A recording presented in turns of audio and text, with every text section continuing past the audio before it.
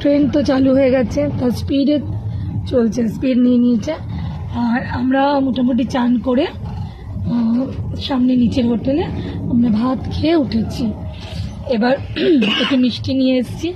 বাঙালি তো মুখ ট্রেনে উঠলেই চলতে থাকে, তো মিষ্টি দিয়ে এখন খাওয়া শুরু করছি। কি সুন্দর দেখো মিষ্টিগুলো গুয়াহাটি থেকে নিয়েছি, যদিও একটু ভেঙে গেছে। রসের মিষ্টি তো দেখো ভেঙে গেছে, খুব সুন্দর মিষ্টিগুলো।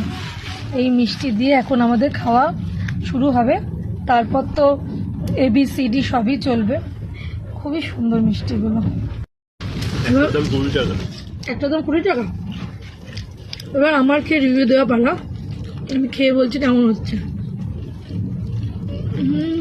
ভালো, এক্সিলেন্ট খেতে, দারুণ খেতে।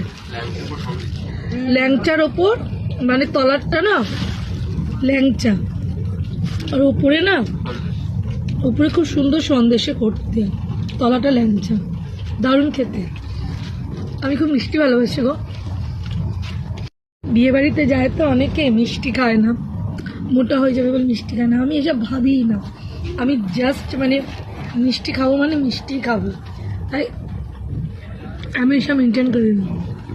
মিষ্টি খাবোই, মোটা হই, হাতি হই, কুমড়ো হই, যা হই না, মিষ্টি আমি যাতে লাগিও না। মা নিচে লাগিও না, আমি মুছে নিচ্ছি।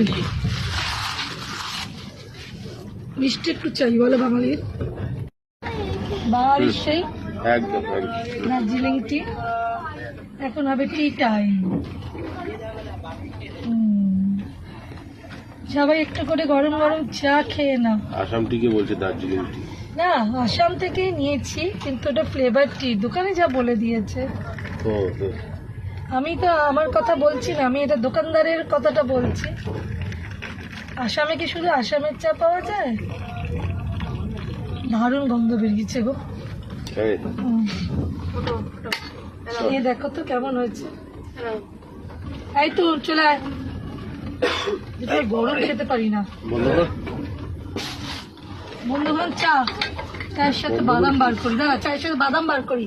একটু থেমে যা, এটা বাদাম একবার দেখে স্টার্ট করো। বাদামটা আছে, বাদামটা দিয়ে দিই একটু করে সবাইকে।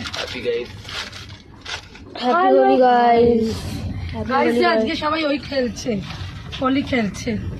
বাবাকে দে, সুন্দর তাই এখন না, কাঁচা বাদাম তাই।